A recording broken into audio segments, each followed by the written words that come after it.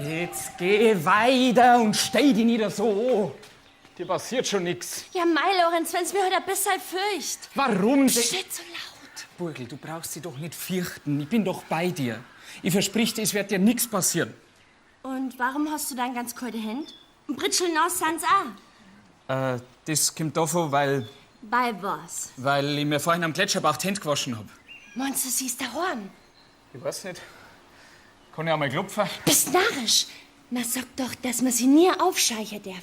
Und die Ritten darf man auch nicht berühren. Man verzeiht sie, dass jeder, der da geht, in einen schwarzen Gockel verwandelt wird.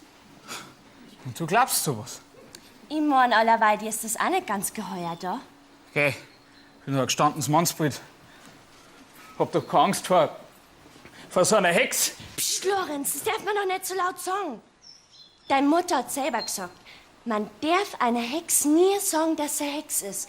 Sonst wird's ganz furchtbar bäs und verzaubert die in einen Drache. Das kannst du die Hex bei meiner Mutter dann gleich sparen. Die ist schon Drache genug. Lorenz, red nicht immer so bei deiner Mutter. Sei froh, dass du überhaupt eine hast. Ich war froh, wenn ich jemals eine gehabt hätte. Da bin ich mir nicht so sicher. Ich glaube, ich hör was. Was hörst du denn?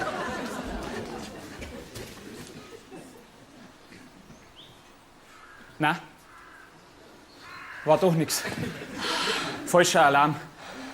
Hackert, das Gezirpe und Gegurre da im Wald, das macht mich noch ganz narrisch. Bei jedem kleinsten Knackser meine die alte Buckelwale kommt aus ihrer Hütte geschossen und spritzt mir irgendein Teufelszeug in die Lädchen. Red nicht so daher, der kriegt gleich richtig Angst. Madel, du zitterst ja richtig. Komm her. Schau, ich glaub, sie ist ja gar nicht drin in ihrer Hütte. Sonst war sie schon längst rausgekommen. Weißt du was? Ich nehm dich jetzt ganz fest in den Arm und dann geht's gleich wieder gut. Hm? Ach, Lorenz, die, wenn ich nicht hätte, dann Dann? hätte ich einen anderen. Was? Das war doch bloß ein kleiner Scherz. Du weißt doch, dass du der Einzige für mich bist. Ja, das möchte ich ja gehofft haben. Und du meinst wirklich, dass sie uns mit ihrer Hexerei helfen können? Dass wir zwei heiraten können? Wir heiraten? Wir bereden da vom Heiraten? Aber Lorenz, ich hab gemeint, Eine kleine Retourkutschen für gerade eben. du bist ein gemeiner, hinterfotziger, widerlicher, süßer Lirber. Das glaube ich kommt wirklich wer. Ach was, das hast vorher auch schon geklappt. Spinner, gib mal lieber nur ein Bussal.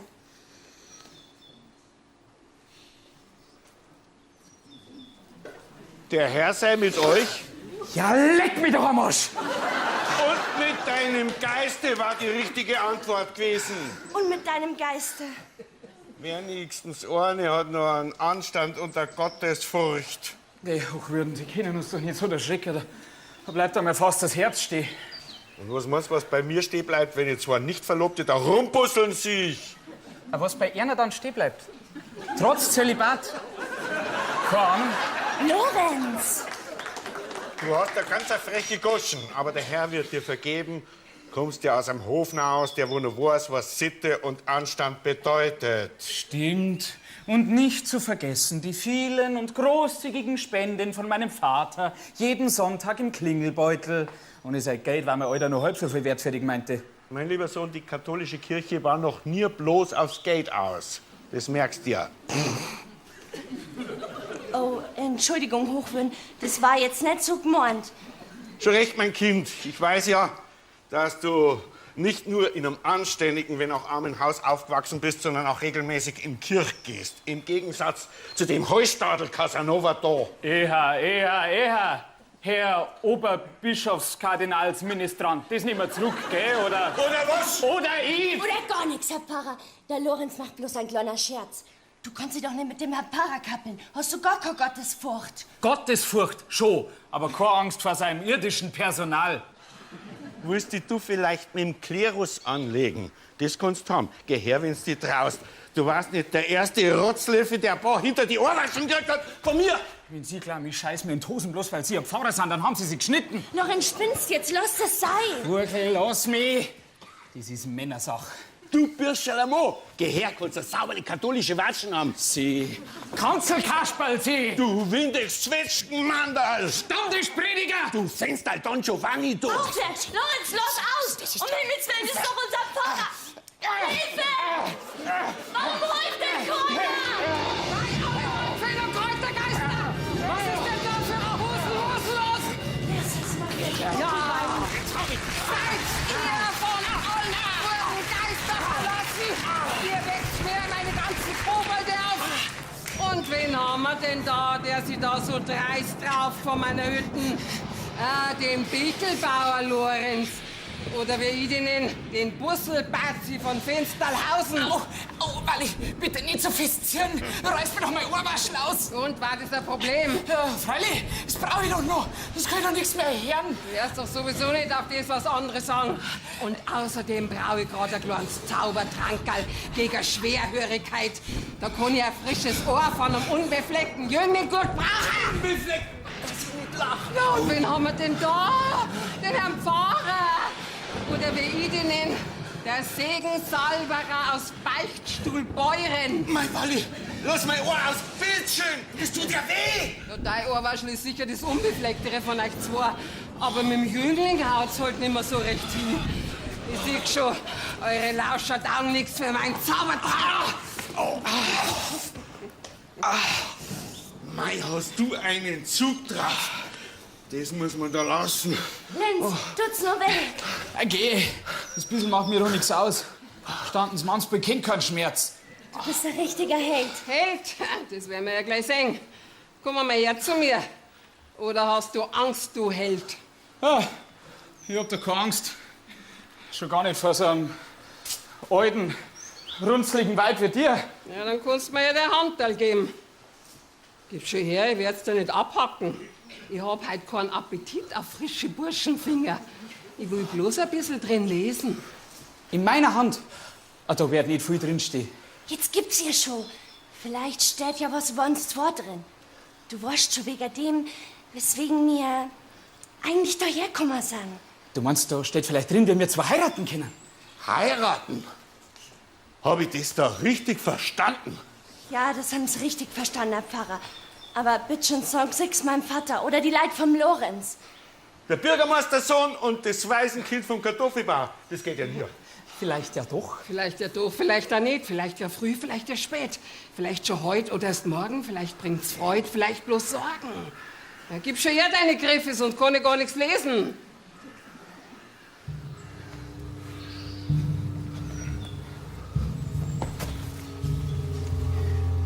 Aha. Ja. Und? Steht was drin? Ja, dass er sich heute noch nicht Hände gewaschen hat. Falsch. Die hat er sich vorhin gerade im Gletscherbach gewaschen. Das stimmt. Woher weißt du das, Buckelwalli? Berufsgeheimnis.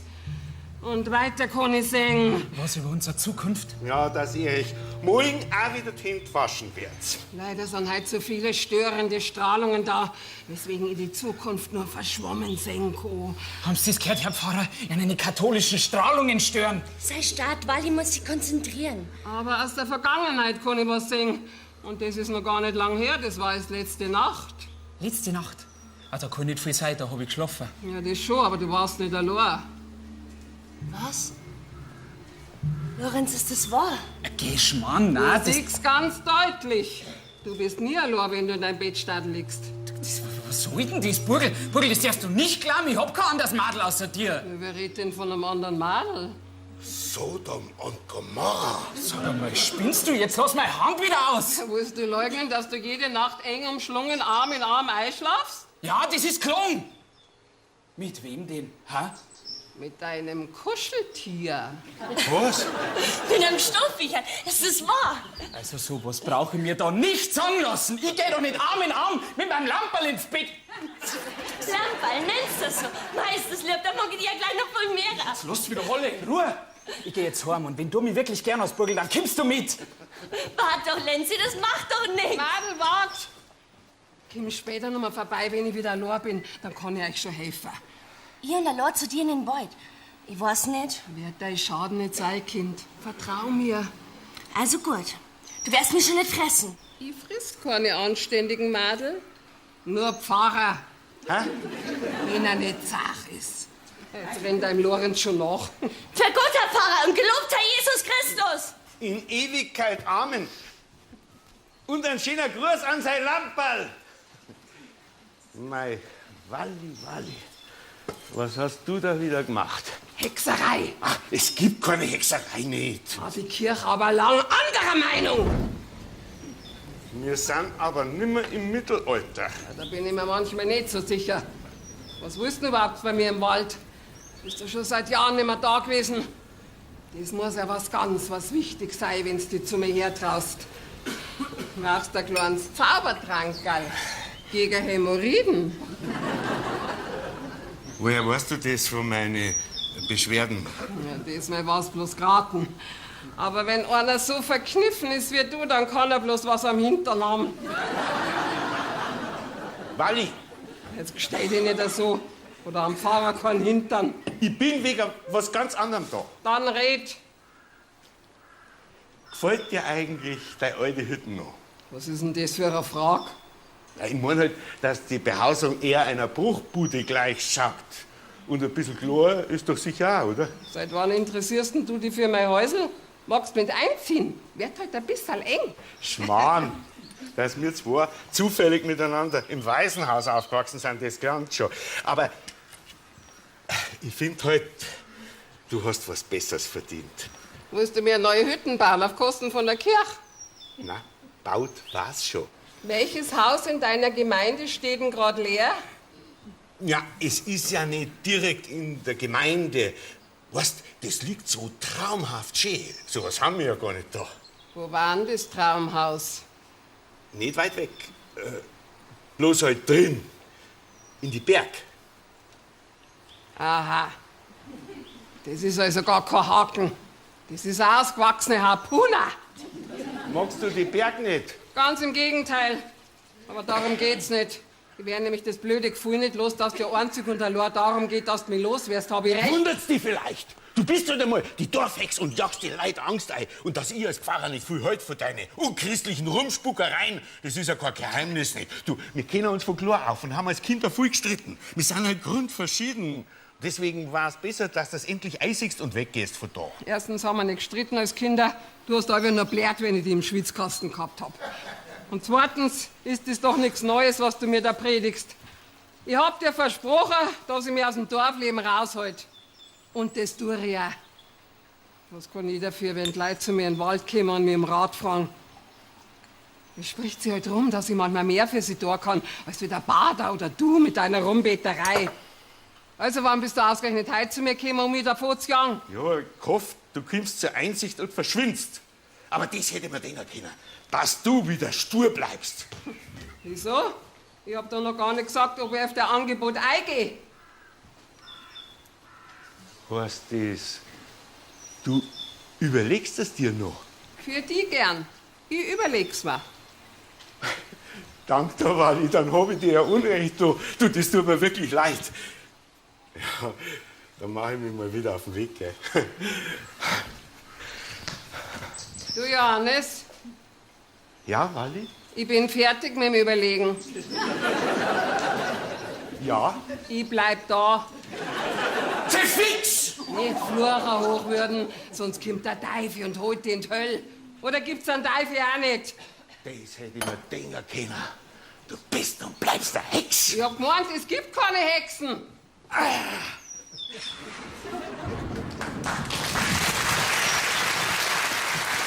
mir nix, Buckelwalli, ich bin's bloß der Kartoffelbauer. Ah, der Kilian. Oder wie ich den nenn, du hast nix vom Kartoffelacker. Grüß dich, Buckelwalli.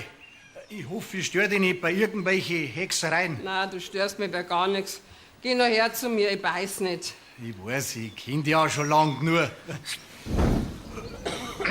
Ich bin bloß ein bisschen vorsichtig.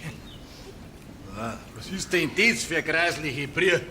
Du musst das wer saufen. Der alte Moser, Ja, pfui, Teufel. Das riecht ja wie ein verfaulter Ratz. Ratz ist keiner drin, da hätt's eine andere Wirkung. Da war's ein Mittel gegen Schweißfiers. Hast du Schweißfiers? Ich? Nicht einmal das hab ich. Was führt dich her zu mir? Bist krank, hast du Leiden? Krank bin ich nicht, aber ein Leiden hab ich schon. Walli, du musst mir helfen, du bist meine einzige Hoffnung. Du und deine Hexerei seid das Einzige, was mir noch helfen kann. Dann setzen wir uns jetzt mal da rüber und du verzeihst mir deinen Kummer. Ach, Walli. Ich brauche ein Wunder. Heuer schaut's ganz schlecht aus mit der Kartoffelernten. Ja, das Frühjahr war zu trocken, der Sommer war zu nass. Meine Kartoffeln schauen eher aus als wie kleine runzlige Schusser. Es ist eine Katastrophe.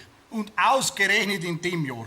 Warum gerade in dem Jahr? Ist was Besonderes? Ja, die Burgel, meine Tochter, die wird heuer noch volljährig. Ja, und auf dem Sparbügel, das ich für sie angelegt hab, wie ich es als kleines Wutzal von meiner Haustür gefunden hab, ist praktisch nichts drauf.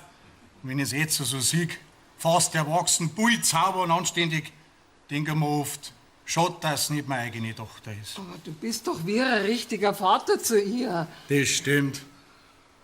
Sie ist auch das Beste, was mir je in meinem Leben passiert ist. Und gerade weil sie so wunderbar ist, muss ich das Geld zusammenbringen. Aber es schaut schlecht aus mit der Ernten. Ja, und Steuer ist auch schon längst fällig. Weil du musst was zaubern. Kilian, das ist nicht so leicht. Ich weiß nicht, ob es dafür einen Zauber gibt. Du musst es aber schaffen. Du bist meine einzige Hoffnung. Wenn du das nicht hinbringst, dann weiß ich nicht, was ich tun soll. Verzweifle nicht, Kartoffelbauer, mir wird schon was einfallen. Oh, warum kannst jetzt du bloß nicht richtig blöd sein? Wie meinst du jetzt das? Die dümmsten Bauern. Haben die größten Sorgen, ich weiß schon. Du bist nicht dumm. Du bist ein guter und rechter Kerl. Ich werd dir schon irgendwie helfen können. Großes Hixel-Haxel-Hexen-Ehrenwort. Ich danke dir recht schön, Walli. Wenn du jetzt richtig hext, nachher wird alles wieder gut. Ja, beruhig dich nur. Ich hol dir jetzt einen Kräuterschnaps, der ist gut für die Nerven. Und ich kann auch einen brauchen. Wenn's was helfen tat, dann saufen die sogar das grässliche Zeigel da zusammen. So, Buckelwalli, jetzt bin ich wieder da. Burgel, was machst denn du da? Vater, was machst denn du da? Ich hab zuerst gefragt. Ja, brauchst du einen Zauber gegen Stottern? Na, ich hab mich bloß verlaufen, Vater. Ich hab gemeint, der Weg durch den Wald ist vielleicht eine Abkürzung. Eine Abkürzung? Seit wann ist denn der Weg an der Hexenhütten vorbei kürzer? Hexenhütten? Was für Hexenhütten? Ach so, ist das da die Hütten von der Buckelwalli? Schau, das hab ich gar nicht gewusst. Was man nicht alles so interessant findet, wenn man mal einen anderen Weg geht. Mein Madel, wenn's grad ein bisschen besser lernen kannst. Ich lüg nicht, ich bin... Ach was, du hast mich erwischt.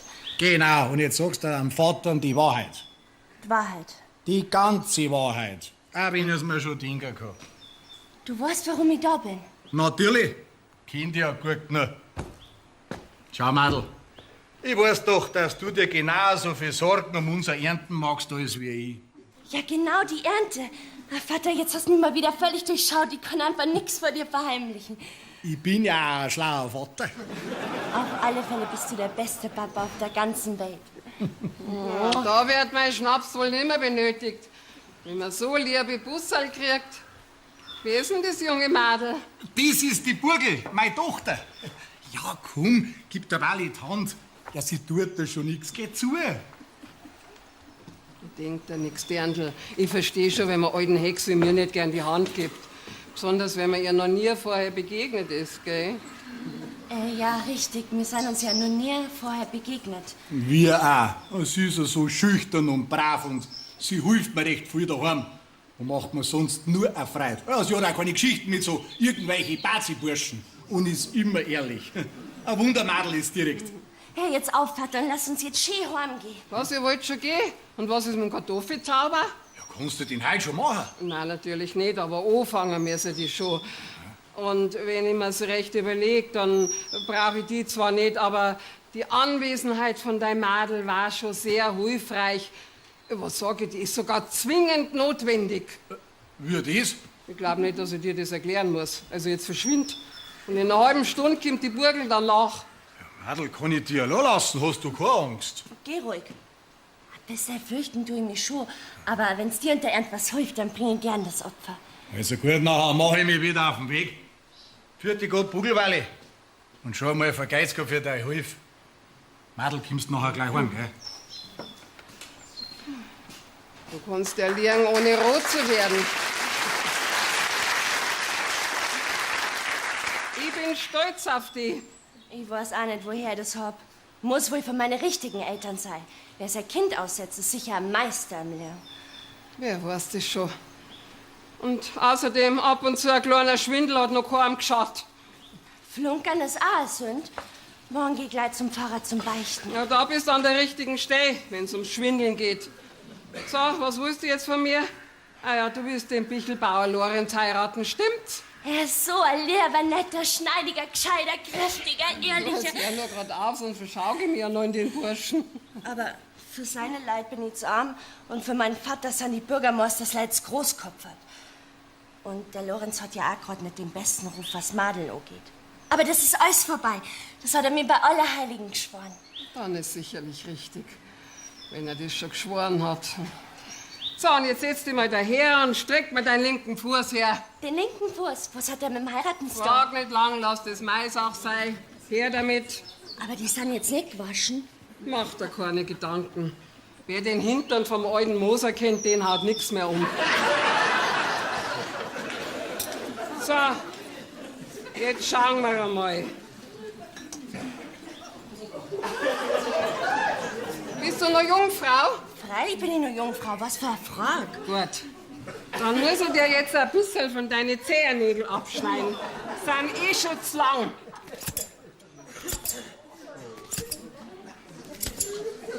So, wer sagt, sind schon wieder was drin. Und jetzt schmiere ich da noch eine Hexensalbe drauf. Darfst nicht erschrecken, wird ein bisschen kalt.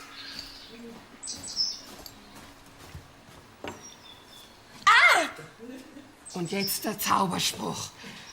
Jungfernfuß und Engelshaar, Amors Pfeil und Hopsasa, schmeißt herab die Hochzeitsgrenz auf die Burgel und den Lorenz. Der war schon mal besser dicht. Ja, wurscht, Hauptsache hilft. War das jetzt alles? Sind wir schon fertig? Fast. Du darfst jetzt den Fuß 3 Tage lang nur mit dem Wasser aus einer Quelle waschen, die auf eurem Grund entspringt. Ich hoffe, ihr habt so eine. Bloß die Quellen mit dem kreiseligen Wasser. Die Bitterquelle. Die entspringt doch bei uns gleich hinterm Haus. Aber das Wasser konzentriert, so kreisig schmeckt es. Und stingert tut's nach Pest und Schwefel. Du sollst das auch nicht trinken, du sollst deine Füße drin waschen. 3 Tage lang, verstanden? Ja, wenn's sein muss. Wann wirkt denn der Hochzeitszauber? Ja, das dauert natürlich ein bisschen. Außerdem müssen wir das Ganze jetzt 1 Jahr lang jeden Monat nachts bei Vollmond wiederholen, sonst hilft's nicht. Was ist, dass ich jetzt ein Jahr lang zu dir muss? Bis dahin bin ich ja alte Jungfer und der Lorenz sucht sich ja andere. Geht es nicht schneller? Na, es sei denn, Ja? es gab einen ganz wichtigen Grund. Dann kannte die Angelegenheit beim Hexensabbat in der Walpurgis nach der Oberhex vortragen. Aber wie gesagt, dazu braucht es einen ganz triftigen Grund. Und wenn's der Lorenz ernst mit dir meint, dann hält er das schon aus. Und wenn nicht? Dann hilft auch kein Zauber nix. Na gut, wenn's meinst. Was kostet denn das Ganze? Für die gar nix. Du bist am Kartoffelbauer sein Findelkind. Da hat man einen Zauber frei. Aber du kanntest mir dafür einen Gefallen da. Gern, was denn? Ich bräuchte ein paar Neuigkeiten aus dem Dorf. Und du weißt, dass keiner gern mit mir redet. Was willst du denn wissen? Ich hab einen Traum gehabt und da ist mir so ein kleiner, rothaariger Kobold erschienen. Und der hat mir erzählt, dass euer Pfarrer irgendwelche Pläne hat. Weißt du da mehr? Na, mir fällt da nix. Halt, da gibt's doch was. Aber ich weiß nicht, ob das so eine Neuigkeit ist. Was denn? Der Bürgermeister hat die Idee gehabt, dass man aus unserem Dorf, damit mehrere Leute zu uns herpilgern, einen Wallfahrtsort machen kann. Das war gut für den Fremdenverkehr, hat er gesagt. Ein Wallfahrtsort? Da braucht man dazu nicht irgendein Wunder oder Heiligenerscheinung. Ja, das hat der Pfarrer auch gesagt. Und deswegen liest der Hochwürden jetzt alle Chroniken und Bücher, um einen Hinweis auf ein kirchliches Ereignis zu finden, das man dafür hernehmen kann. Allerdings hat er auch gesagt, dass Was? zu einem Wallfahrtsort Kein Hex im Wald passt. Stimmt's? Ja, stimmt. Aber bei der Bürgerversammlung hat der Pfarrer gemeint, er hat sich das Problem selber annehmen. Des Problems? Bin ich jetzt bloß noch ein Problem? Ja, das ist ja wohl das Letzte. Früher haben sie die Leute noch gefochten vor mir. Und jetzt bin ich bloß noch ein Problem. Danke recht, Burgel.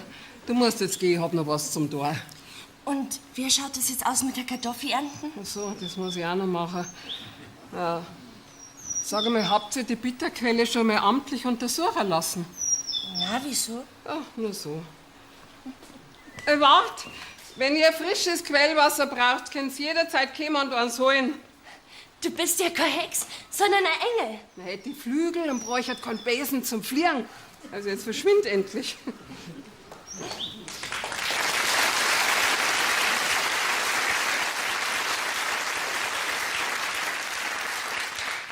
Schau dir den Pfarrer Bazi an. Philippus, bist wieder da. Hast du das gehört? Der will uns da wegkommen. Aber nicht mit der Buckelwalli. Wir bleiben da. Und wenn er noch so viel Wunder im Dorf findet. Und wem darf das auch schon helfen? Bloß der Gemeindekasse und Bürgermeister Bichelbauer mit seiner Dorfwirtschaft. Wenn einer Geld braucht, dann der Kilian und die Burgel. Walli, Walli, du denkst schon wieder was ganz Verrücktes. Ein Wunder braucht's. Philippus, ich bin eine Hex. Ich sag's dir.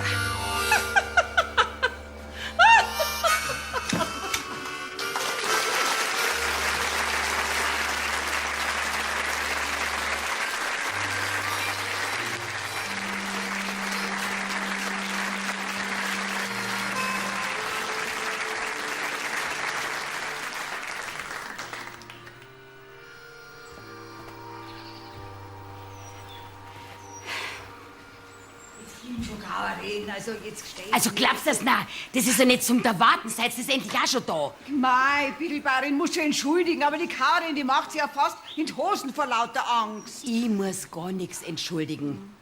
Und die Kauerin soll sie nicht so haben. Die Kopfschmerzen hat mir die Buckelwalli auch weggezaubert. Na?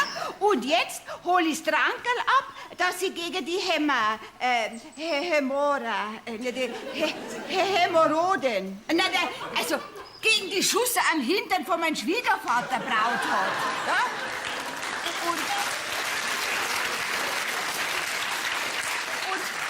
Und das hilft gewiss auch. Also, da muss ich der Moserin recht geben. Bis jetzt hat jedes Mittel funktioniert, was mir Buckelwalli gegeben hat. Hast du auch schon was hexen lassen, hä? Ja, mei. Als Säumen gegen Falten zum Beispiel. Okay. Ja, aber hergenommen hast du die noch nicht. Ihr seid vielleicht so blöde Weiber, glaubst du das? Ist ja gut. Ich weiß doch auch, dass die Hexerei was hilft, sonst war ich ja gar nicht da. Weiß der Bürgermeister, dass du da hergehst, hä? Ja, bist du narrisch. Und der darf auch nie nichts erfahren und der Pfarrer auch nicht. Und wenn eine von euch Weibers Mai aufmacht, dann aber... Nein. Kein Sterbenswörterl wird verraten. Mein Alter, der darf mich gescheit zusammenschimpfen, wenn der erfahren hat, dass ich da hergegangen bin, wegen meiner Verstopfung. Ja, aber Wo ist denn die Hex jetzt? Du, ich habe eine Idee. Wenn Buckelwalli gerade nicht da ist, dann lasst uns doch einmal reinschauen. Was meinst du? Ja. Da einige? Ja. Na, gar nicht. Keine 10 Ross bringen wir da rein. Jetzt sei doch nicht so feig. Das ist doch eine gute Idee von der Moserin. Also gut, wenn du nicht traust, dann bleibst du draußen und wartest und passt auf, ob sie zurückkommt. Ja, ist eine gute Idee. Karin, du gibst Obacht und wir zwei schauen uns drin ein bisschen um. Jetzt geh weiter. Kim, Nein, stell dich Nieder, dazu. Nieder, das kannst du doch nicht machen. Ich mach mir ja einen Trosen. Ja, dann war das Problem mit deiner Verstopfung auch schon gelöst. Also du bleibst draußen und wartest. Jetzt habt ihr nicht so. Und wenn sie was rührt, 3-mal pfeifen, verstanden? 3-mal pfeifen, jawohl. Auf geht's, Moserin, hinein ins Vergnügen. Du gehst zuerst eine. Wieso ich? Weil ich die Bürgermeisterin bin und du bist leichter ersetzbar.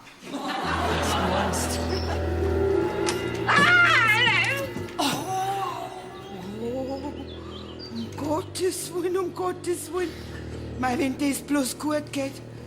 Die sind gut. Lassen wir dich doch ganz allein in dem Hexenwald. Mein Gott, na, ist das grässlich. Wo bleiben's denn? Was ist? Braucht es noch lang? Jetzt blär doch nicht zu mir, kommen doch gleich. Ja, aber schickt's euch. Mein Alter, wenn das erfahrt, dann bin ich geliefert. Da raschelt's. Das ist bestimmt die Hex. Die kommt jetzt und verwandelt mich in eine Maus. Dann kommt der Kader und frisst mich zusammen.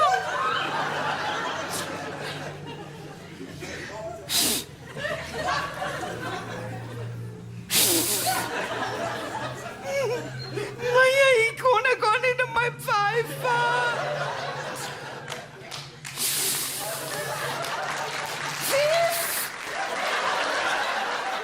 Mei, wo bleibst du?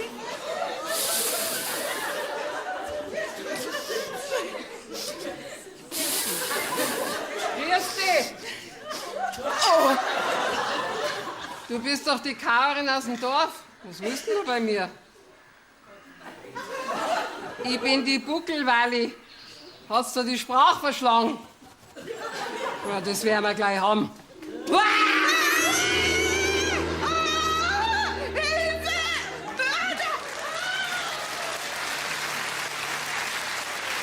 Seltsam. Die war da noch nie bei mir. Komische Leute gibt's schon.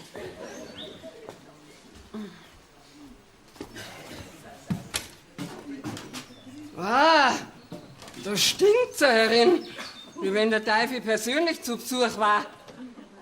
Oder die Bürgermeisterin.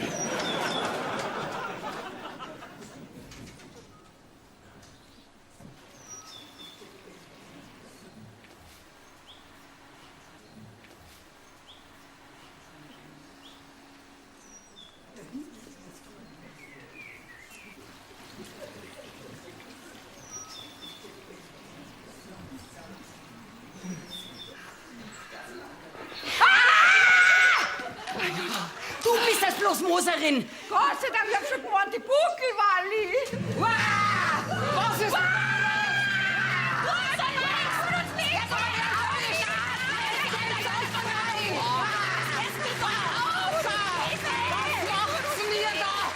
Und wer hat euch erlaubt, in meine Hütten reinzugehen? Woher weißt denn du das überhaupt? Erstens bin ich Hex und weiß alles. Und zweitens gibt's noch eine Bürgermeisterin, die so ein penetrantes Flitschallwasser als Parfüm hat. Du darfst aufpassen, gell? Das ist mein Eau de Toilette. Riechen tut's wie Eau de Closet. Also, was habt ihr in meiner Hütten verloren? Ja, wir haben gemeint, du bist vielleicht drin und hörst uns nicht. Und da wollten wir nachschauen, wo du bleibst. Schlechtlung. Vielleicht liegt die Bürgermeisterin besser. Ich brauch nicht lernen. Neugierig war mir. Wollt halt wissen, wie es bei einer Hex drin ausschaut. Und wenn's du nicht willst, dass man reingeht, dann musst du halt zusperren. Ja, das war wenigstens ehrlich. Ist das dein Besen? Nein, mein Zahnbürstel. Ein richtiger Hexenbesen? Kann man da mit fliehen, ha? Sicher kann der fliegen. Ja. Also, jetzt raus mit der Sprache. Was wollt ihr bei mir? Ja, ich wollte das Trankerl für meinen Schwiegervater abholen gegen die Hämo. Die Schuss am Hintern. Ja, genau. Hast du schon fertig, ha? Sicher, seit gestern wie ausgemacht. Und die Salben, die ihr sie noch dazu draufschmieren soll, ist auch schon fertig. Ja. Gut, und ich hab da, schau, ich hab dann Käse und das Brot mitgebracht, so wie du gewollt hast, gell? Gutes Moserin, leg's noch gleich auf den Tisch in der Stube, ausnahmsweise. Da liegt da die Salben und das Trankerl.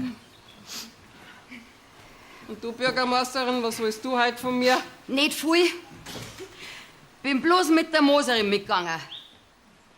Und außerdem wollte ich mich bei dir bedanken. Weil, wie hast du denn das wieder zaubert, hä?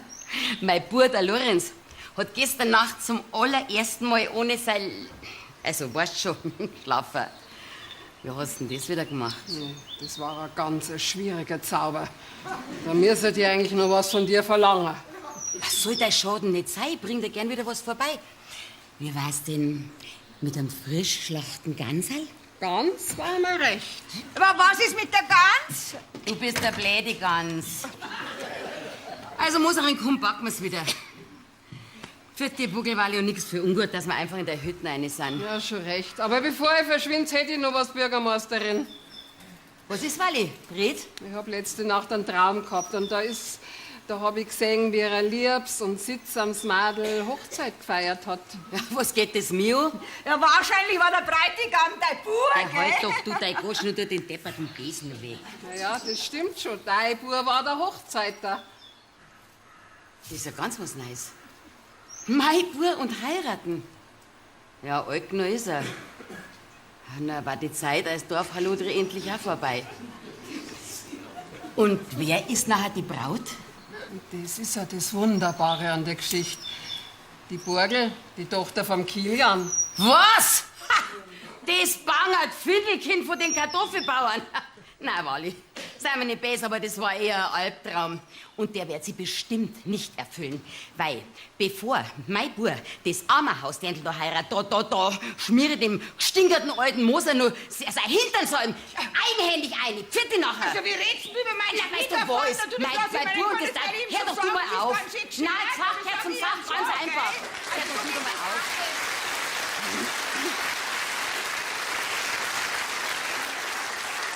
Auwe, das schaut schlecht aus. Da muss das Wunder, das ich vorhab, aber gut werden. Halt, Buckelwalli, wart. Ich bin's, der Lorenz. Ah, der Dorf-Casanova. Deine Mutter ist gerade im Moment gegangen, der müsste jetzt eigentlich noch in die Hände gelaufen sein. Fast. Hab mich gerade noch verstecken können. Gar nicht gewusst, dass sie zu dir hergeht. Ja, ab und zu kommt's vorbei, aber ich glaub, sie wollen nicht, dass das alle erfahren. Ist halt so. Alle kommen zu mir und keiner gibt's zu. Und was willst du von mir? Fragen wollte ich dich was. Es geht um die Burgel. Ich hab gestern schon gespannt, dass du mich für einen rechten Bazi hältst, aber ich hab mich geändert. Weißt du, ich mag das Dirndl so narrisch gern und es ist mein größter Wunsch, dass ich sie heiraten kann. Mir ist das wirklich ernst, Walli. Wenn ich was hab, dann ein gutes Gespür. Und ich seh dir auch, dass du ehrlich meinst, was du gerade sagst. Und das ist gewiss auch so. Weißt du, und deswegen wollte ich fragen, ob wir nicht irgendwas machen können, dass wir den Hochzeitszauber ein bisschen beschleunigen? Wenn du mir vielleicht meinen rechten Fuß mit irgendwas Gestingertem einschmierst und ich darf mir dann auch jeden Tag meine Füße waschen. Ja, tut mir leid, Lorenz, aber das hilft leider nichts. Die ganze Wascherei hat keinen Zweck. Ja. Und wenn ich irgendwas sauf oder mir 6 Wochen Tag nicht mehr kann mit. Das nutzt auch nichts. Ich darf euch wirklich gern helfen, aber ich kann nicht. Was heißt, du kannst nicht? Du bist doch eine Hex. Und wenn bei der Burgel was nutzt, dann will ich auch was tun. Muss doch irgendwas geben, was ich machen kann. Mein Lorenz, schaut mich nicht so an mit deinen Dackelaugen, da bricht mir gleich das Herz.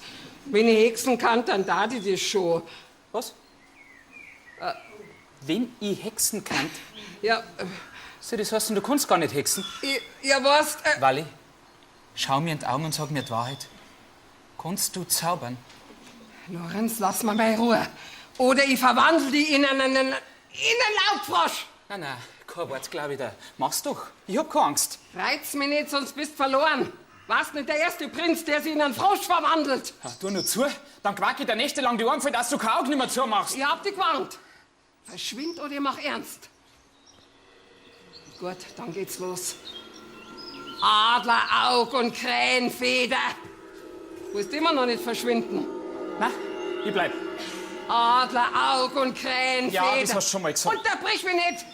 Adleraug und Krähenfeder, Biberblut und Rattenleber, Fliegenpilz und Eiterwein. Willst immer noch nicht gehen? Ich will das jetzt bis zum Schluss singen. Dann kehrst der Katz. Fliegenpilz und Eiterwein. So sollst du ein Fröscherl sein.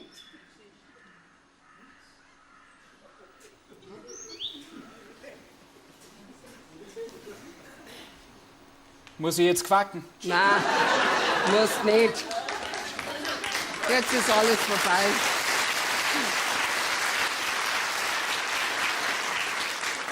Ich bin erledigt. Walli, das war jetzt ein beeindruckendes Spektakel. Das muss man da lassen. Kein Wunder, dass die Leute glauben, du kannst wirklich hexen. Aber ich hab's mir ja gleich gedacht. Jetzt ist aus. Du bist schuld, wenn ich jetzt verschwinden muss. Wenn das rauskommt, bringen mich alle um. Ist das nicht der Irrsinn, dass ich jetzt flüchten muss, weil ich nicht hexen kann? Wer sagt denn, dass du weglaufen musst? Da fragst du noch.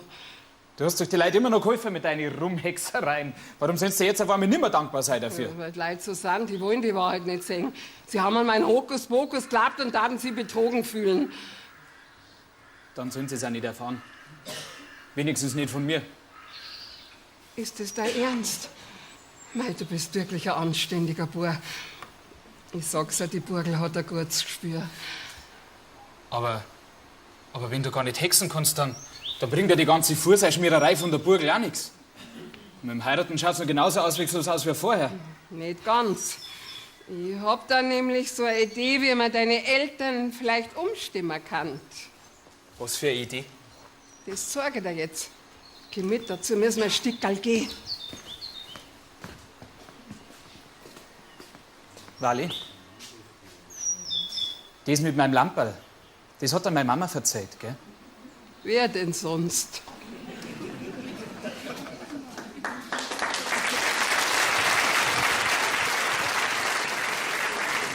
Und du glaubst, das nützt was, wenn man mit der da redet? Das ist unsere einzige Möglichkeit, Bürgermeister. Ich hab gestern mit ihr geredet. Ja. Aber das habe ich dir schon gesagt.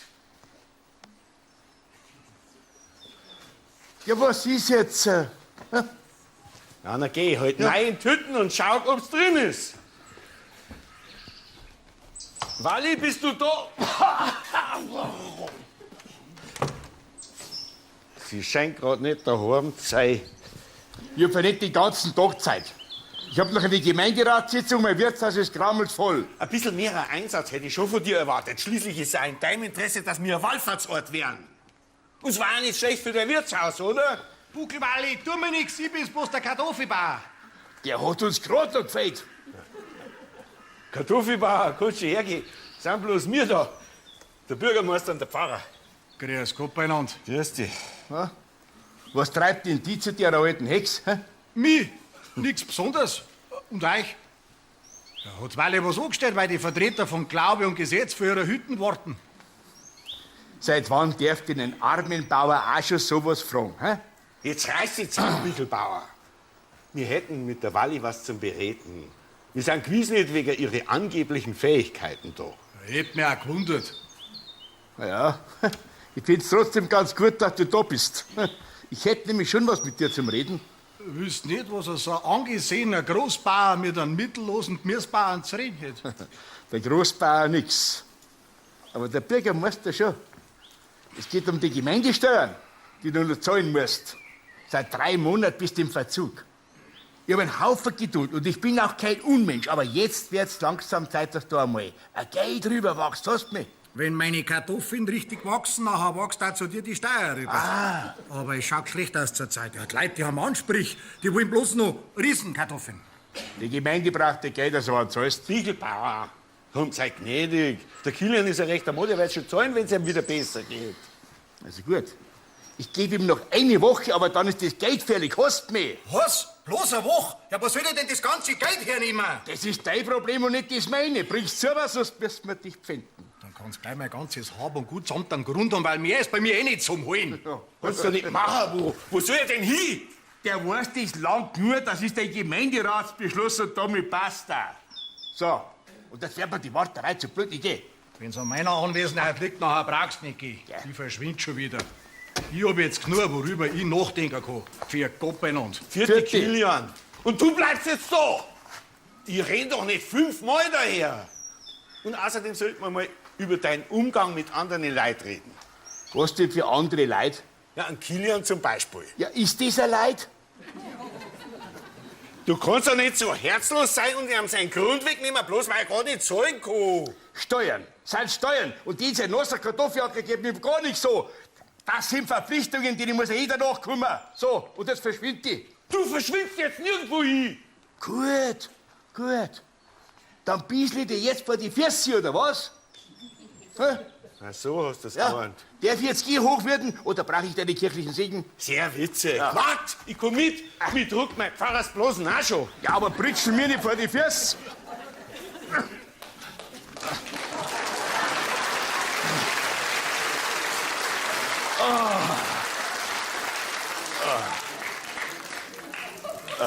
Wally, das ist ein richtig guter Plan. Und du meinst, dass das alles so funktioniert? Wir sehen, das klappt.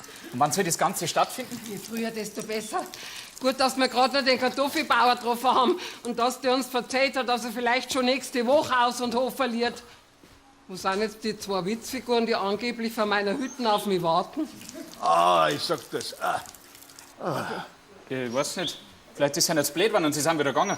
Ja, ist mir auch recht. Dann muss ich mich nicht mit deinem sturen Vater rumscheren. Ich bin schon ganz aufgeregt, wenn ich an unseren Plan denke. Ja, aber wir brauchen unbedingt noch jemand, der uns hilft. Zu zweit ist das nicht zum Schaffen. Ja, da hast du recht. Ich muss schauen, dass die 2 größten Drahtschweiber im Dorf, die Moserin und die Kauerin, um Mitternacht zur Quelle vom Kilian kommen. Wenn die das gesehen haben, wissen es am nächsten Tag alle. So, und jetzt komm schnell mit rein, dann kann ich dir den ganzen Krempel schon mal zahlen. Ja, was ist jetzt? Bist du jetzt fertig? Das ist ja der reine Wahnsinn. Ich hab schon gemeint, du läufst aus. Dann kann man den ja so wie Wasser lassen. Das muss der Tee sein, den man Köchin gekocht hat. Die Niagara für das der Träger ging. Schon recht. Ich hab schon gemeint, mich schwemmt's weg. Jetzt lass gut sein. Um ein Haar hätte ich Katastrophenalarm ausgegeben wegen Wenn's Hochwassergefahr. nicht gleich Start bist. Jetzt gibt's neben dem Schwarzen Meer und dem Roten Meer auch nur ein gelbes Meer.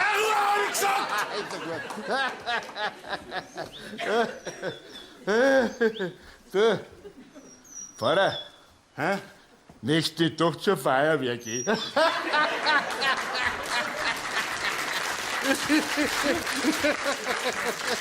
Ja, wen haben wir denn da?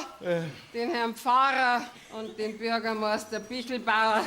Oder wie ich den nenne, der Großkopfer, der ist Geschwollschelausen. Was war denn so spaßig? Gar nix.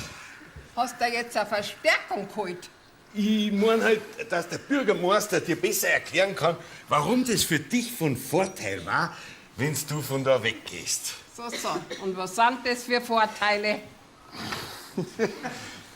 Schau, Wally, bei uns da glaubt doch niemand mehr so richtig an deine Hexerei. Ne? Bei uns sind alles aufgeschlossene, moderne Menschen. Ne? Sei doch einmal ehrlich, wann war das letzte Mal jemand bei dir und hat dir mal so richtig um Rat gefragt? Hä? Weißt du nicht, Scheider, du gangst wohin, da wo die Leute vielleicht noch mehr so an diesen Unsinn glauben? Hm? Vielleicht ins Gebirg, ne? Da sind die noch nicht so weit wie bei uns da. Das mag vielleicht an der Höhenluft liegen, ne? Ja, der Sauerstoffmangel im Gehirn, ne? Der macht die Leute so ein bisschen, ja, tippitappi im Kopf, ne? Demnach bist du auf dem Mond aufgewachsen. Ich hab das gesagt, das hat keinen Sinn gegeben. Jetzt warte, ich hab dir gesagt, das ist gescheiter als wir du denkst. Vielleicht überlegt sie sich's noch. Also gut, dann geh ich halt weg. Und wie das auf einmal? Wally, was hast du da gerade gesagt? Wenn euch so viel dran liegt, dann packe ich jetzt meine Sache und verschwind. Ja, Wally. Ja, Wally, bleib da. Da muss man selber vorbeikommen, damit irgendetwas passiert. Wally, geh her. Geh her. Ich verspreche dir, ich finde für dich ein neues Zuhause, das wo sich gewaschen hat. Allerdings habe ich eine kleine Bedingung. Ja, ich hab's gewusst, dass da ein Haken dabei ist. Was für Bedingung? Ihr müsst mir helfen. Mir ist mein Männerkraut ausgegangen. Dein was? Mein Männerkraut. Das ist ganz wichtig für ein Mittel, das für die Mannsbrüder ist, die wo nicht mehr... Naja, ihr wisst schon. Ja, ich weiß nicht, was du meinst. Ja, du brauchst so ein Mittel auch nicht. Das braucht ein Mann, wenn sein kleiner Bruder nicht mehr mag. Der Bruder was nicht mehr mag. Wie soll ich noch sagen? Wenn der Kompass nicht mehr nach Norden, sondern nur noch nach Süden zeigt. Ich versteh kein Wort nicht.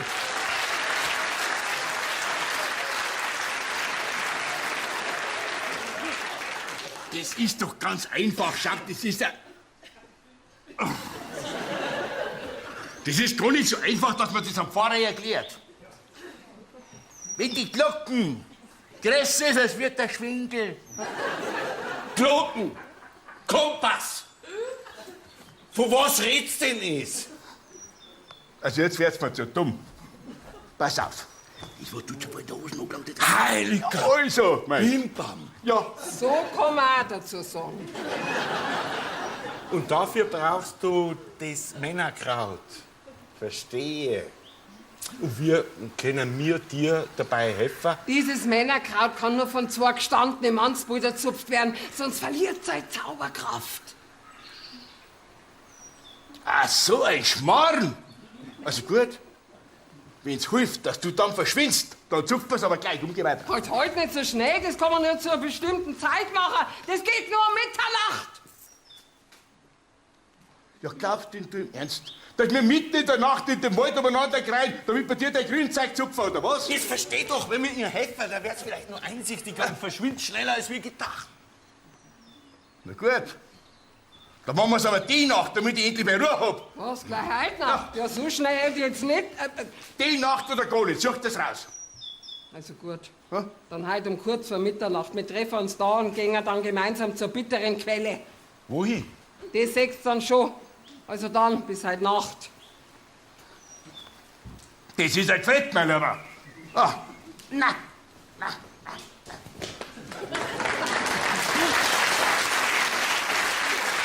Du kommst rauskommen, sie sind weg. Das war jetzt knapp. Ja, sag einmal, dann muss das ja alles heute Nacht noch passieren. Ich befürchte ja. Ja, dann pressiert's. Ich geh gleich zur Burgel und sag's ihr, dass du dir herkommen sollst. Aber pass auf, dass keiner was merkt. Na, Zirti. Hoffentlich geht das alles gut aus. Ich glaube, ich muss mir jetzt noch ein bisschen ausruhen, wenn ich heute Nacht noch so viel vorhab. Ich leg mich jetzt da hier auf die Bank und mache ein wenig Augen zu, bis die Burgel kommt. Vielleicht träume ich ja was Schönes.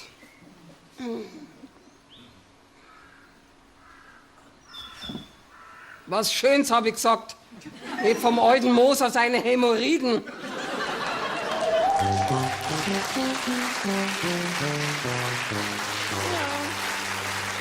der Burgel ihre Zehennägel. Das ist besser.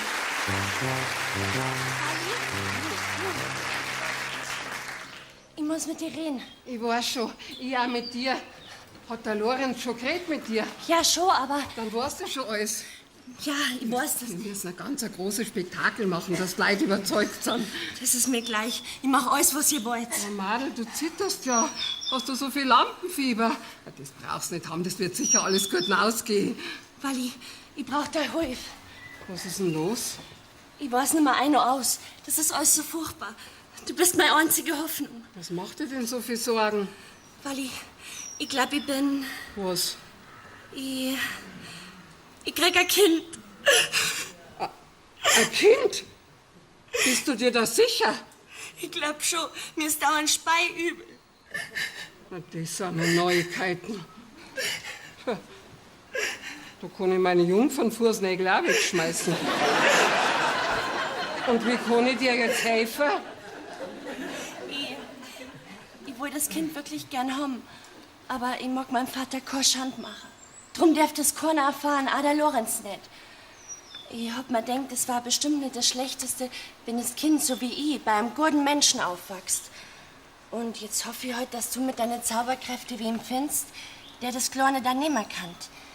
Jemand, der genauso anständig ist wie mein Vater. Und da fragst du ausgerechnet mich, wenn du wüsstest, wer ich bin. Du bist die Buckelwalli, die Frau, die immer ein Rat hat. Schau, Burgel. Auch wenn das Kind einen guten Platz findet, vielleicht so einen guten wie du gefunden hast, und du möglicherweise in der Nähe wohnst und mitkriegst, wie das Mädel aufwächst, meinst du nicht, dass das für die trotzdem schwer und hart ist? Sicher, aber wenn das Beste fürs Kind ist, und wie kommst du drauf, dass er Madel wird? Das war nur so dahergeredet. Wir werden schon eine Lösung finden. Meinst? So wahr ich die Buckelwalli bin. Du hast halt gesagt, wenn man einen triftigen Grund hat, dann kann man den Heiratszauber beschleunigen. Das war doch ein triftiger Grund. Ja, das schon, aber... Dann braucht ihr das Kind nicht weggeben. Ihr müsstet es halt so lang verheimlichen, bis das der Zauber wirkt.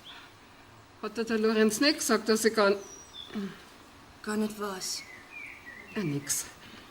Jetzt bleibst du mal bei mir und lernst dir Wengerl an. Und heute Nacht gehen wir ein bisschen Wunder machen. Und dann schaut die Welt morgen gleich ganz anders aus.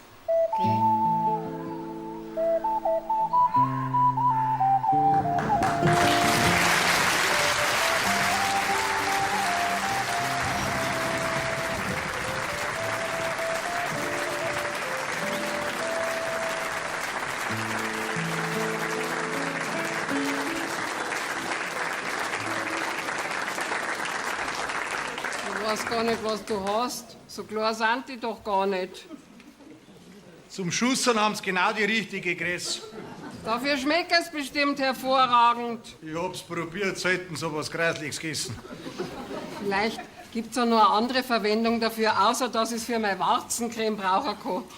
Was willst du mit den harten Hundshunsten anfangen? Ich kann mir gut vorstellen, dass man sie als Souvenir verkauft. Weißt schon, die gesegnete Kartoffel. Jetzt, wo auf deinem Grundstück seit 14 Tagen so ein Trubel herrscht wegen der Erscheinung von der heiligen Barbara. Also ich mein immer noch, dass das die heilige Afra war, aber so sicher ist ja der Herr Pfarrer auch nicht, weil sie halt ein bisschen viel Zeigel dabei gehabt hat. Ja, vielleicht hat sie die eine Heilige von der anderen was ausgeglichen. Also in den ganzen Krempel kennen. Ja, was sollst du das kennen, gell?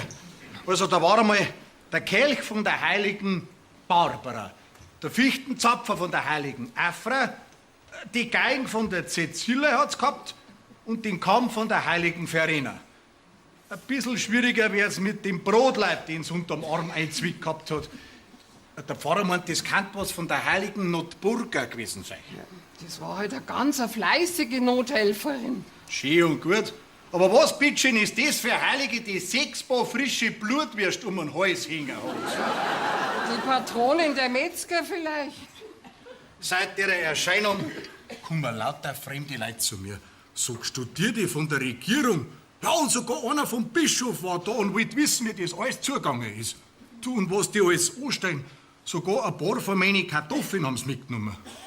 Warum denn das? Das weiß ich auch nicht. Und ein bisschen von meiner Erden haben sie eingepackt. Das Wasser von der Bitterquelle auch? Freilich!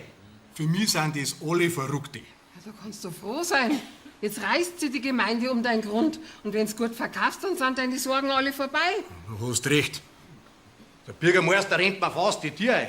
Der ist so scharf auf mein kleines Anwesen, dass mir gleich Angst wird. Das ist doch gut, oder nicht? Dann hast du nur Geld. Schon, aber ich will ja nicht weg von daheim. Was soll ich woanders? Das ist mein Heimat. Wer weiß, vielleicht kommt ja was dazwischen.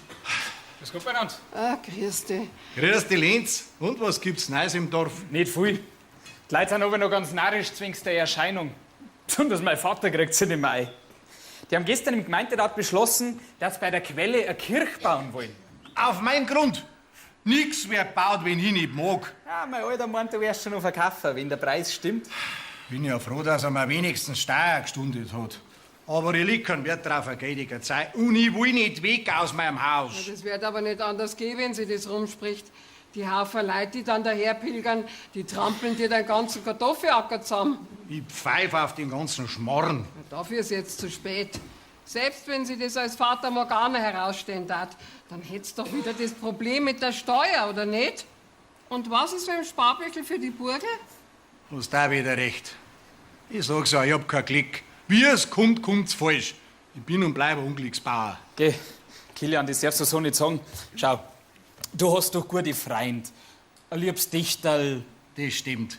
Du bist auch ein guter Kerl, Linz. Schade, dass du so ein reicher Großbauernbub bist. Sonst wäre ich stolz, wenn du mal mein Burgel besuchen würdest. Aber wir sind halt einfach zu verschieden, da geht nichts zusammen. Ja, vielleicht kann ich es ja doch einmal ein bisschen besuchen. Das war schön. Aber mach dir keine Hoffnungen. Mein Burgel steht auf keine geidigen Burschen. So, und ich geh jetzt wieder heim. Und sagt der Burgel, sie sollten noch ein paar von meinen verhunakelten Kartoffeln vorbeibringen. Pfiat euch.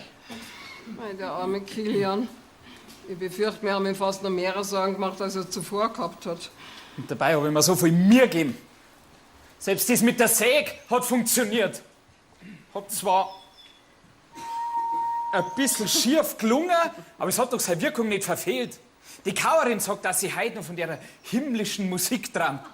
Mei, und wie die Burgel mit dem Flaschenzug in Zeit gesungen hab, dass wie ein Engel geschwebt ist, das war doch pfundig. Das hätte alles für die Katz gewesen sein. Ja, vielleicht nicht ganz. Wie meinst du das? Ja, nicht so wichtig. Wann bist du denn überhaupt hergekommen?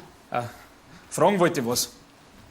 Ob ich das ganze Klump von dem Wunder noch brauche, weil das liegt alles bei uns am Stadelboden umeinander. Außer natürlich die Blutwürste. Wo sind die hergekommen?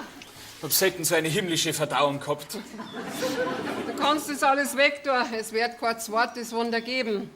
Höchstens ein weltliches. Jetzt redest du wieder so mysteriös daher. Gut, dann schmeiß ich das ganze Klump weg, nicht, dass noch wer findet. Lorenz, was machst denn du da? Burgel, gib mir ein Bussel oder ich kann mein Leben lang nichts mehr essen oder trinken. Das kann ich nicht verantworten, dass du verhungern musst. Bringst du mir die Kartoffeln von deinem Vater? Nein, ich komm nicht von daheim. Ich bin ein bisschen spazieren gegangen. Was ist los? Geht's dir nicht gut? Du bist ganz blass. Doch, mir geht's schon gut. So gut es einem halt geht in dem Zustand. Was? In was für ein Zustand? Was ist denn los? Bist du krank? Sei stark, Wally. Na, Lenzi, es ist alles in bester Ordnung. In bester Ordnung, dass ich nicht lach. Was soll denn das jetzt, Burgel? Wenn mit dir irgendwas nicht stimmt, dann will ich das wissen, und zwar auf der Stelle. Sie ist nicht krank. Ganz im Gegenteil. Sie ist zurzeit gesund für zwei. Verstehst du das? Wally! Nein, Wally, das verstehe ich nicht. Was willst denn du mir sagen? Du musst doch am besten wissen, was du gemacht hast, dass sie sich so fühlt. Was hab ich gemacht? Jetzt raus mit der Sprache! Wally, du hast mal versprochen. Was hat's dir versprochen? Versprochen hin oder her. Dein Schatz ist in guter Hoffnung. In guter Hoffnung, dass wir zwei heiraten können, ja? Das bin ich auch. Ja, bist du so blöd oder tust du nur so? Deine Mama kann sich freuen. Sie wird Oma. Jetzt hat er es kapiert. Das dauert bei den Männern oft ein bisschen länger. Bei denen ist das Sprachzentrum nicht so gut ausgebildet wie bei uns Weiberleut. Ich glaube, ich krieg einen Vogel. Da hab ich geglaubt, du bist ein liebes und ein anständiges Mädel und dann willst du mir ein Kind unterschirmen? Aber Lenz, das tue ich doch nicht. Das hab ich doch nur Ja, gesagt. was ist denn mit dir los? Ich hab gemeint, du hast die Burgel gern. Und jetzt lässt du sie einfach fallen, weil sie ein Kind von dir erwartet. Wally, sei mir nicht besser, aber das geht dir eigentlich einen Scheißdreck an. Wie redst denn du mit mir? Schließlich bin ich der Burgel. Ihr was, ha? Ihr Widerhex! Ihr Beistand. Und du bist das größte Rindviech, wenn du das Madel jetzt mit deinem Kind sitzen lässt. Mit meinem Kind? Dass ich nicht lach, soweit ich weiß, gehören zum Kindermacher und zwei dazu. Und ich kann mich nicht erinnern, dass ich irgendwas dazu da hätte. Zuerst einen Rahmen abschlecken und dann die Mini sauer werden lassen. Du, Wally, ich bin nicht blöd. Und ich weiß ja, dass nicht der Klapperstorch die Kinder vorbeibringt. Aber ich weiß nicht, dass zwischen der Burgel und mir irgendwann mal geschnackelt hätte.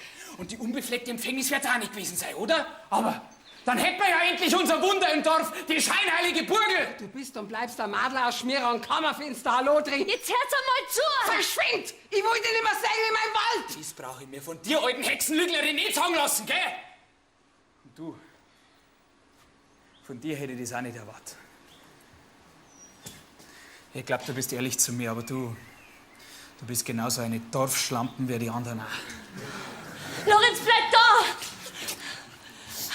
Aber Wally, das habe ich doch nur erfunden, weil ich wollte, dass du ein bisschen schneller zauberst.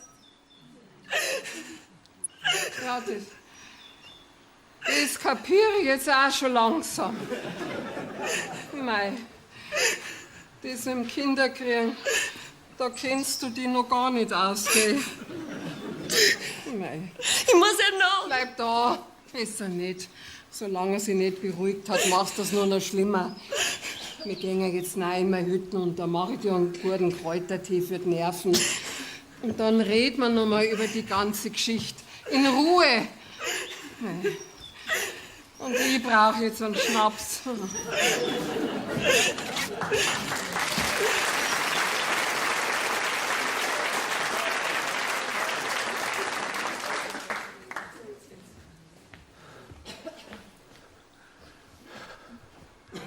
Keiner da. Na, warte, bis Kind.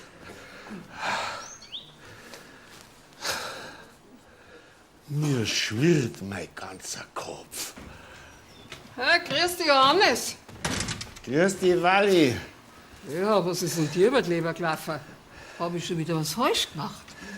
Wenn's wegen dem ist, wann ich da wegziehe, Du dann muss musst ich nicht das... fort. Kannst bleiben für immer, wenn's magst. Wieso jetzt das? Und was macht's dann mit euren ganzen hochkatholischen Wallfahrer? Es wird keine geben. Die Sache ist vom Tisch. Warum denn das? Was ist denn passiert? Weil das Ordinariat meint, dass das kein richtiges Wunder nicht war. Was? Na, da schau her. Brief vom bischöflichen Ordinariat. Sehr geehrter Herr Pfarrer. Na, wo steht's denn? Sind wir zu der eindeutigen Ansicht gekommen, dass es sich bei Ihrem beschriebenen Ereignis mit Sicherheit nicht um ein Wunder oder eine Heiligenerscheinung handelt? Dabei habe ich es doch mit eigenen Augen gesehen. Diese Schreibtischtheologen, die haben doch keine Ahnung nicht. Und da sind die vielen unterschiedlichen Utensilien nicht nur ungewöhnlich, sondern auch unpassend. Also die Blutwürst habe ich auch nicht verstanden. Damit ist abschließend zu sagen, dass wir bla bla bla bla keinen Wallfahrtsort befürworten. Das ist ja wohl das Letzte. Da mache ich mir so eine Arbeit und lege eine perfekte Inszenierung hin. Na gut, das mit den Blutwürst war ein bisschen viel. Aber der Lorenz, so eine schöne Musik hat er gemacht und das Feuerwerk und das Licht. Sogar ich war ganz verzaubert. Und die Burgel hat so heilig reingeschaut. Und da wollen die von dem blöden Ordenrat jetzt sagen, sie glauben, kein Wunder, die haben doch keine Ahnung. Die Burgel war die erschienene Märtyrerin. Ja, wer denn sonst, meinst die hätte mit eingestellt? Red weiter. Das ist ja hochinteressant. Herr Bitschen sagt, dass du in der letzten Minute dort warst und nichts verstanden hast, was ich da dahergekriegt habe. Tut mir leid, Walli, aber ich habe jedes Wort verstanden. Bloß den Grund, warum du mich alle zum Narren gehalten hast, den muss man noch verraten. Ich wollte doch nur dem Kilian helfen, dass er zu ein bisschen Geld kommt. Mei, bist du eine gute Haut. Ich hab immer gewusst, dass du tief in deinem Innern eine reine Seele hast. Seit wann bist denn du so nett zu mir? Und seit wann habe ich eine Seele? Ich bin doch eine Ex. Ein Mensch bist du und recht aufs Kraut bist du auch. Wer sonst hätte das Ganze veranstaltet, bloß um einen armen Kartoffelbauer zu helfen. Sicher, ich bin reingefallen, aber das verzeih ich dir. Warst du jetzt schon beim Wirt? Bist du besoffen? Vergebung ist die reinste Tugend. Du bist halt irgendwie komisch drauf. Walli, ich finde, du bist heute besonders hübsch. Aha. Macht das Zölibat blind?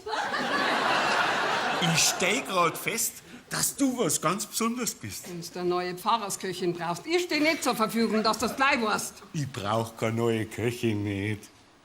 Apropos.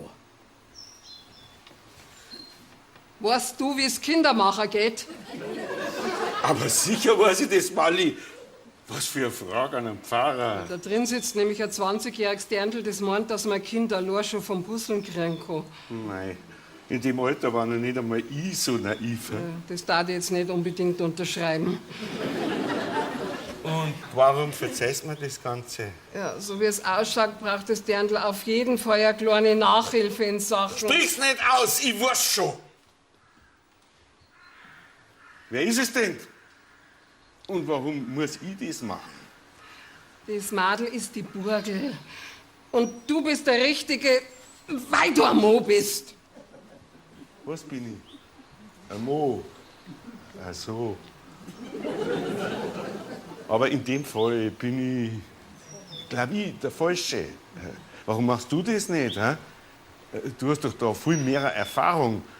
Du hast ja schon in der Schule versucht, mir alle einen Kuss zu geben. Weißt du, warum nicht? Das geht nicht, weil die Burgel mein kleines Dirndl ist.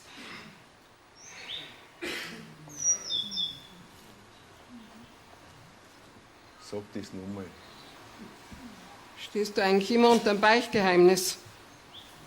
Wenn mir wer sagt, dass das ein Beicht ist, dann schon. Also gut. Dann ist jetzt alles, was ich dir sage, eine Beichte. Du hast schon richtig gehört. Ich bin der Burgel, ihre Mutter. Aber ich warne dich. Sie weiß nichts davon, dass ich ihre Mutter bin. Das bleibt unser Geheimnis. Du hast also ein Kind. Findest du nicht, dass du schon ein bisschen alt bist dafür? Die Sarah war 90, wie sie einen Isaac gekriegt hat. Und die damals gerade 40. Ich sag schon nichts mehr. Aber du hast das hergegeben. Was glaubst du, wie das Madel behandelt worden wäre als Tochter von einer bucklerten Hex? Der Vater war schnell über alle Berg. Was hätte ich denn machen sollen? Und das war sicher das Beste für sie. Den Kilian habe ich mir schon ganz genau rausgesucht. So, und jetzt geh rein und klär sie auf. Aber nicht zu viel, verstanden? Keine Angst, ich bin ja Pfarrer, ein Mann Gottes.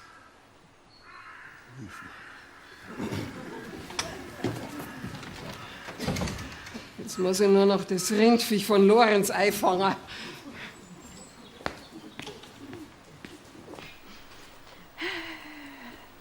Ui, das ist eine pfundige Idee. Ich sieg etwas, was du nicht siehst. Und das ist? Ja, jetzt musst du schon weiterreden, sonst geht dir das Spiel nicht.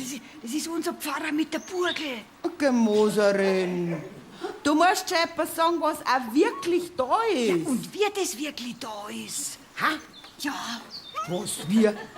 Lass mich ausschauen. Ja, ich kann das nicht genau erkennen, aber das ist mit Sicherheit die Burgel.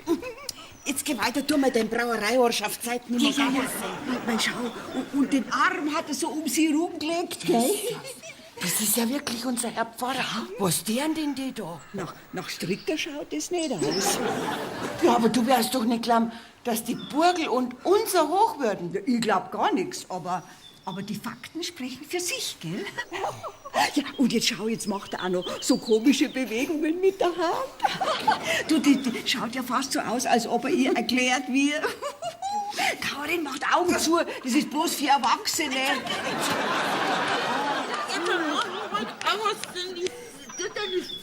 Ja, das ist ja besser, wenn du das nicht siehst, gell? Mei, wie interessant. Mei, der kann halt gut mit seinen Händen so erklären. Ja, woher kennt denn unser Herr Pfarrer solche Sachen? Was denn wir Sachen? Also, Karin, ich glaube, wir haben unseren Pfarrer sauber unterschätzt. Also ich jedenfalls werde gleich nächste Woche um ein persönliches Beichtgespräch bei ihm bitten. Au! Aua! Ui, gib Verstecken.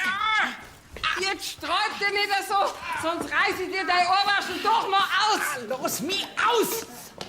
Ich will nicht mit der Burgel reden. Und ob du das willst? Ich weiß gar nicht, was ich da überhaupt noch soll. Das ist doch schon alles ausgeredet. Gar nichts ist ausgeredet. Doch! Die Burgel kriegt ein Kind und das ist gewiss nicht von mir. Das ist ein Start, jetzt wird's immer interessanter. Du brauchst dich nicht mehr so verteidigen. Ich weiß schon, dass du dich dem Madel gegenüber anständig verhalten hast. Du hast die Wahrheit gesagt. So, hat sie's zugegeben. Ich hab nicht gelogen und ich war immer ein Kavalier. Schließlich habe ich das Madel so narrisch gern. Nicht umsonst wollte ich es heiraten. Ja, nur einen Ton und die batscht da auch nicht, dass du nicht weißt, ob du katholisch oder evangelisch bist. Aber das kannst du doch immer noch. Ja, freilich, mit einem fremden Kind. Wenn du sie wirklich gern hast, dann darfst du ihr das möglicherweise verzeihen. Verlangst aber einiges. Ja, so schnell kann ich das nicht entscheiden, da darf ich schon noch drüber nachdenken, oder? Aha, du denkst also drüber nach. Ja, freilich. Wer immer der Vater ist, das kann nur so ausgeschaut daheim sein, der das Madel ausgenutzt und überrumpelt hat.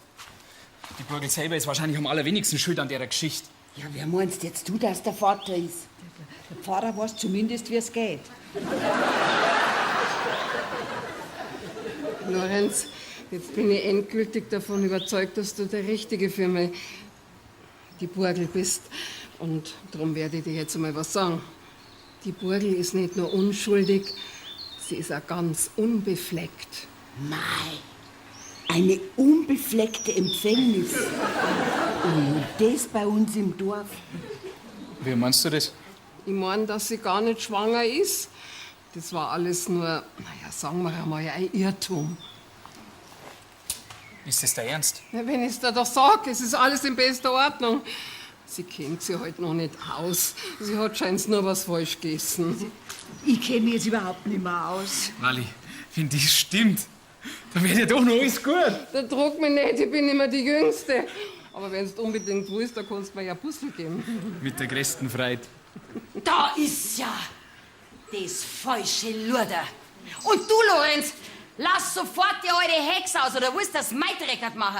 Mutter, was machst denn du da? Vater hast du auch gleich mitgebracht. Ganz recht. Und du schaust, dass du kommst da. Du hast dich verloren, wenn Ich kann mich hinstellen, wo ich will. Und über die Wally lasse ich nichts kommen. Das ist eine gute Haut. Da gehst du, hab ich gesagt. Du bist ein bisschen Bauer.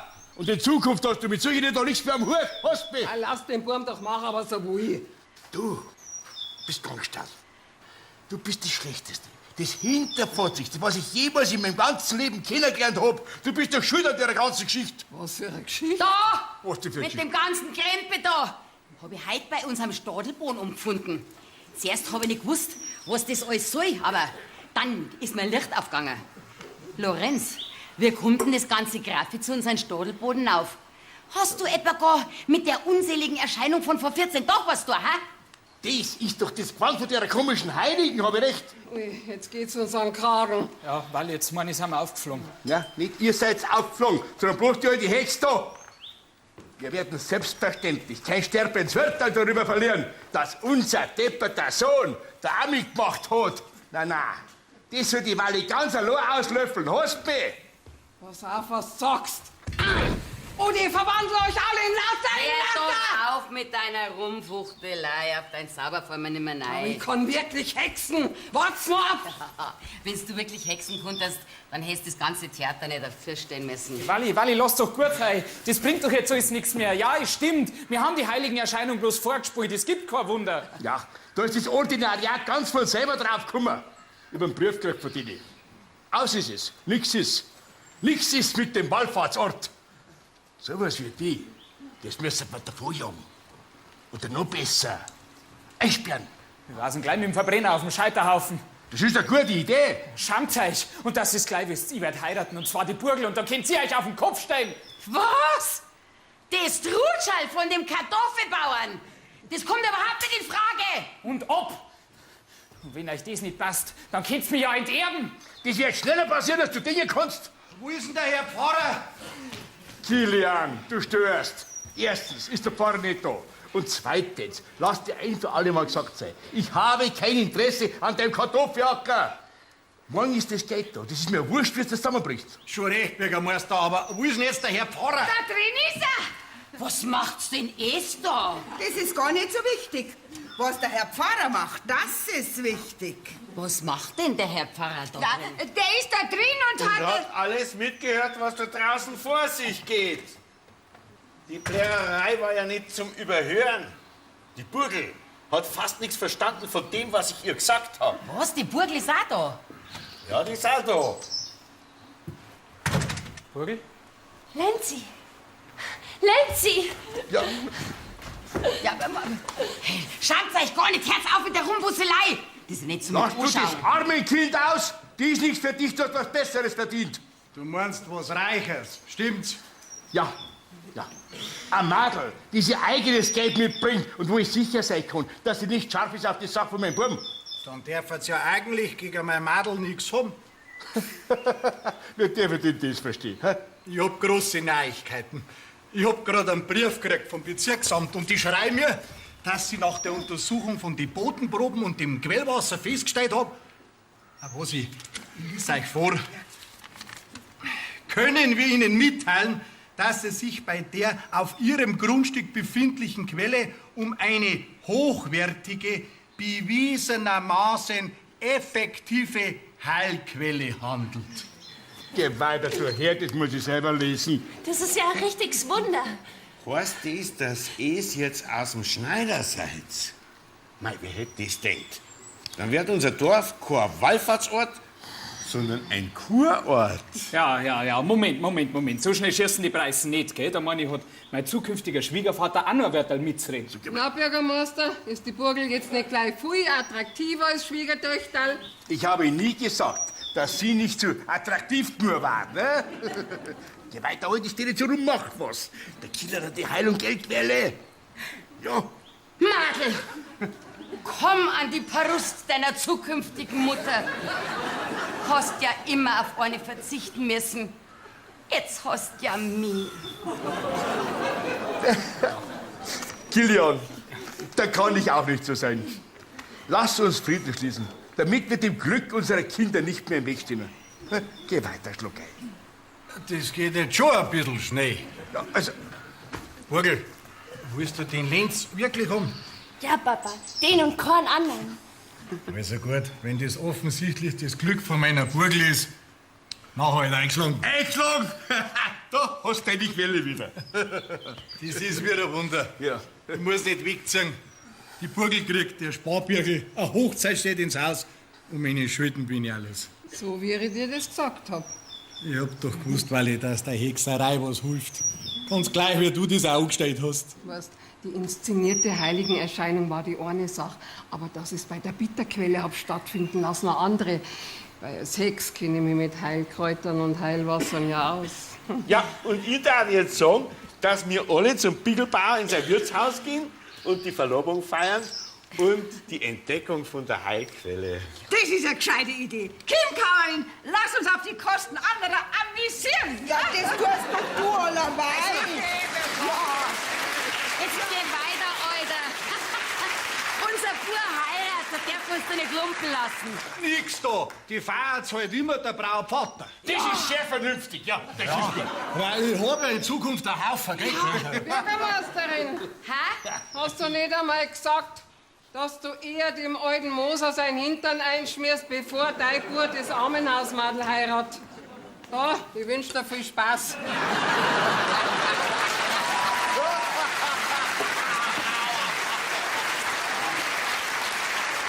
Ja, und was ist mit dir, Walli? Kommst du damit? Na, Pfarrer, geh nur zu, ich hab da nichts verloren. Na, wie du meinst. Aber eins verspreche ich dir. Ich werde einen Ruf als Hex wiederherstellen.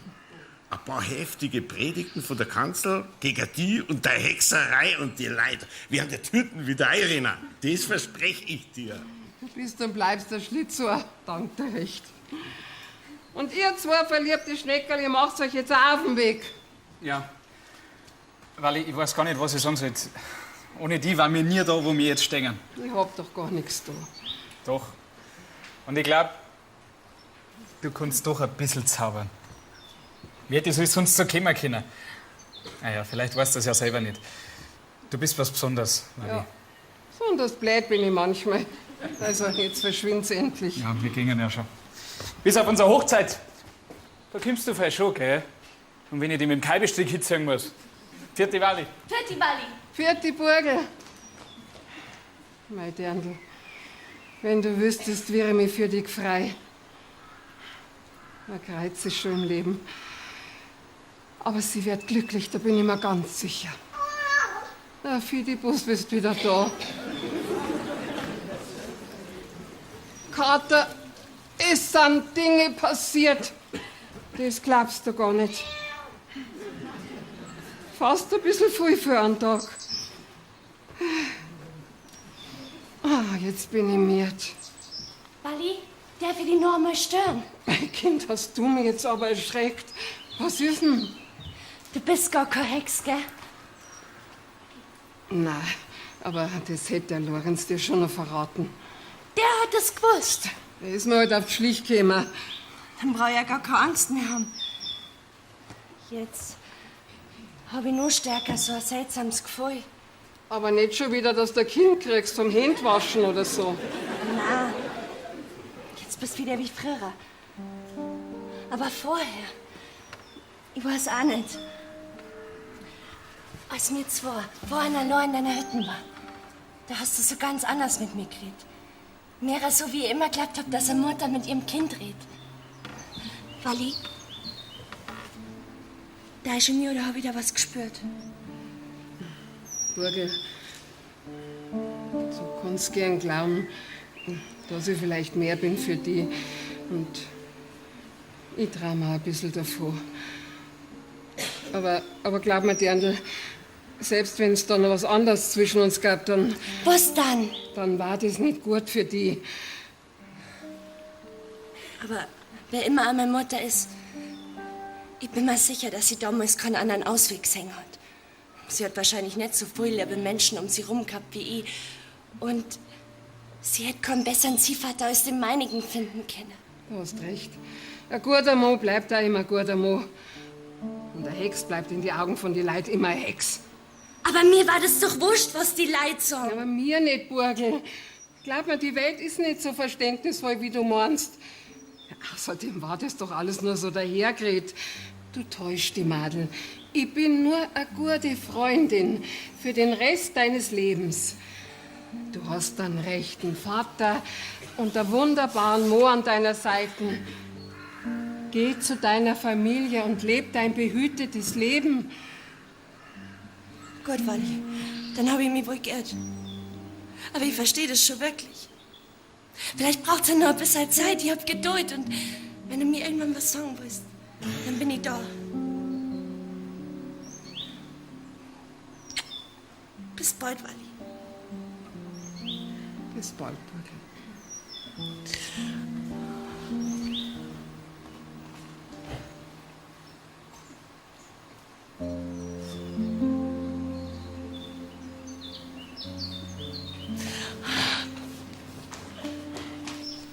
Wally, du bist das so ein feiges Rindviech.